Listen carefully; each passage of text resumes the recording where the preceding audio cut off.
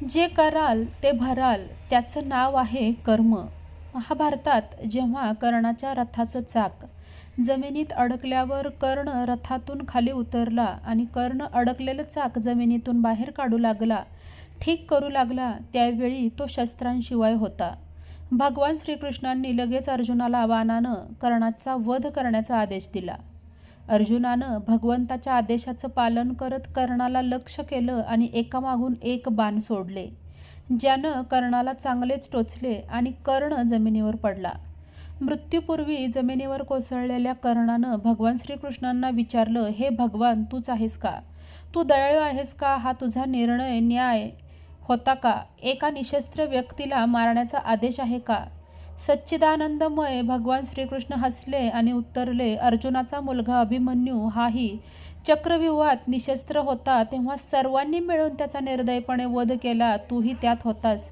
मग कर्णाला तुझे ज्ञान कोठे होते? कर्माचे बक्षीस आहे, हा माझा न्याय आहे.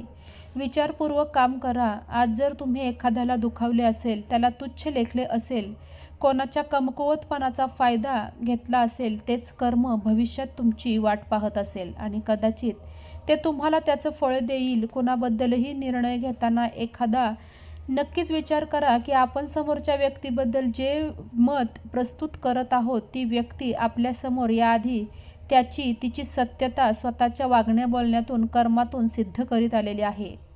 बोध.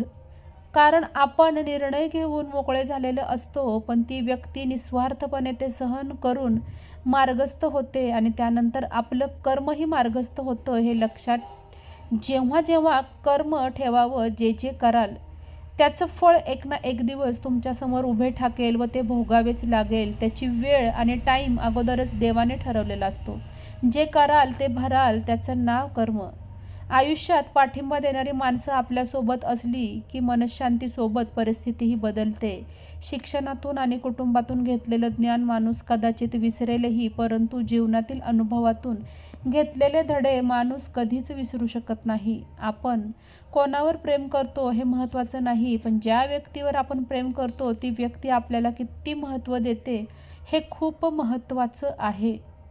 स्वतःवर प्रेम करण्यापेक्षा इतरांवर प्रेम करणं सोपं आहे असं वाटतं, पण जर तुम्हाला स्वतःवर प्रेम करता येत नसेल तर इतरांशी निरोगी नातेसंबंध निर्माण करणं देखील कठीण आहे. ते जे काही असेल ते फक्त तुलना असेल. घर पैशाने नाही तर घरातील आपुलकीने बनतं. परिवार एकजूट असेल तर घरात सुख समृद्धी नांदते. हेच क्षण आहेत जे आठवणीत राहतील. म्हणूनच सण, उत्सव, शुभकार्य नेहमी आपल्या परिवारासोबत आनंदानं साजरे करा. दररोज परमेश्वराला प्रार्थना करा, आजपर्यंत जे दिलं आहे ते तुझंच आहे, मी निमित्त मात्र आहे.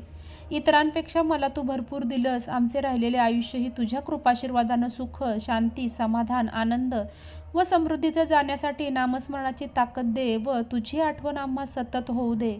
चांगले आरोग्य दिल्यास तुझी सेवा अखंड करता येईल आणि सेवा करताना हे शरीर तुझं आहे.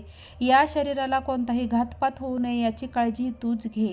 आपल्या जिवलग व्यक्तींच्या आठवणी, आभास, वास्तविकता स्वीकारून आनंदाने जगा. स्वतःची व कुटुंबाच्या जीवनाच्या आरोग्याची काळजी घ्या. सरकारी सूचनांचं, नियमांचं, कायद्यांचं पालन करा, पण लोकशाही व संविधान सुरक्षित ठेवा. एकमेकांना अडचणीत आणू नका, त्यांना मदत करा. जमत नसेल तर निदान गप्प तरी बसा. नको त्या उठाठेवी करू नका. समाजातील खोट्या, राजकारणी, मतलबी, स्वार्थी, गर्विष्ठ, अहंकारी, लबाड लोकांपासून सावध व दूर राहा. अफवांवर विश्वास ठेवण्याआधी प्रथम खात्री करा. नेहमी सुखी